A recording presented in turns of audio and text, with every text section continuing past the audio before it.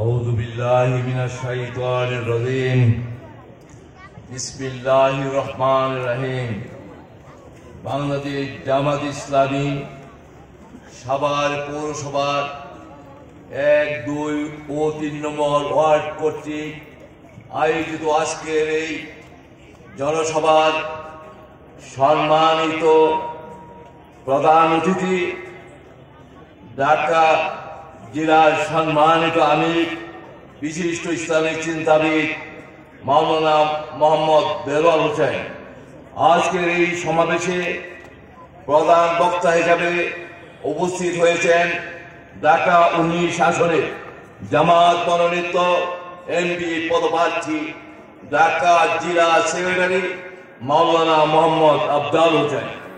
আমাদের মাঝে উপস্থিত হয়েছেন সাভার পৌরসভার সাবেক প্যানেল মেয়র, সাভার পৌরসভার মেয়র প্রার্থী মজলুম জননেতা হাসান মাহবুব বাশার সহ উপস্থিত নেতৃবৃন্দ, সংগ্রামী ভাইয়েরা, সুধীবৃন্দ, সাংবাদিক বন্ধুগণ, আসসালামু আলাইকুম।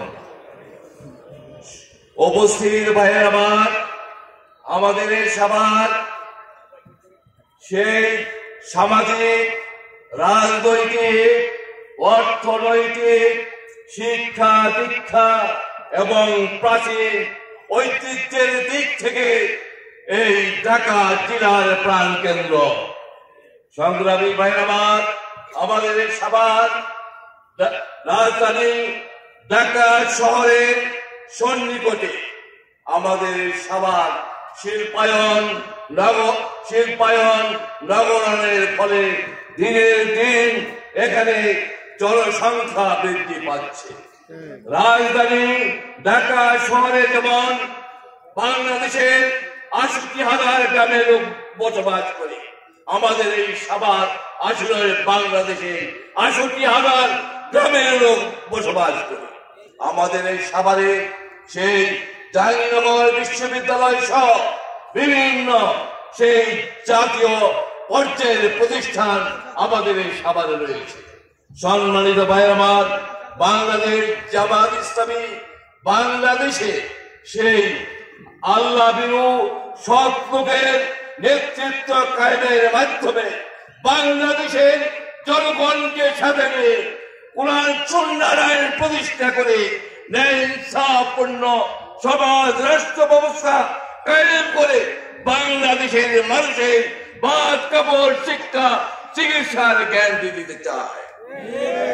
ফ্যাসিস্ট সরকারের আমলে জুলুম নির্যাতনের পরও আমাদের প্রাণ প্রিয় নেতাদেরকে মিথ্যা মামলায়, বেআইনি মামলায় হত্যার পর আমাদের প্রিয় নেতাদেরকে হারানোর পরও আজকে বাংলাদেশে জামাত ইসলামী একটি জনপ্রিয় সংগঠন।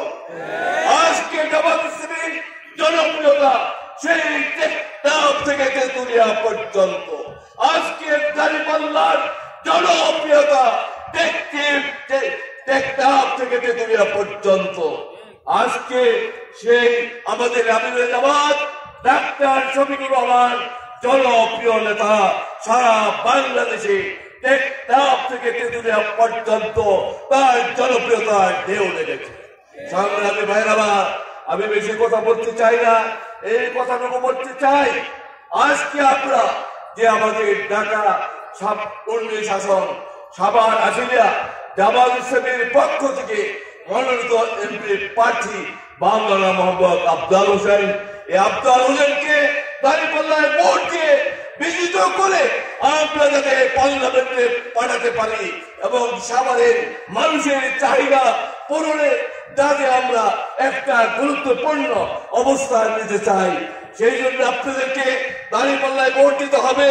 এবং আপনারা শুধু দাঁড়িপাল্লায় ভোট দিয়ে ক্ষান্ত হবেন না, আপনারা হবেন দাঁড়িপাল্লার আফজাল হোসেনের জামাত ইসলামী নির্বাচনী কর্মী। আপনারা পুরা ঢাকা 19 আসনে করে করে নির্বাচনী কর্মী হয়ে দাঁড়িপাল্লার পক্ষে ভোট চাবেন, আফজাল হোসেনের পক্ষে ভোট চাবেন এবং দাঁড়িপাল্লার পক্ষে ভোট চাবেন। আমি আপনাদেরকে সেই আহ্বান জানিয়ে সকলকে ধন্যবাদ জানিয়ে আল্লাহর তৌফিক কামনা করে আমি আমার বক্তব্য শেষ করছি। আসসালামু আলাইকুম।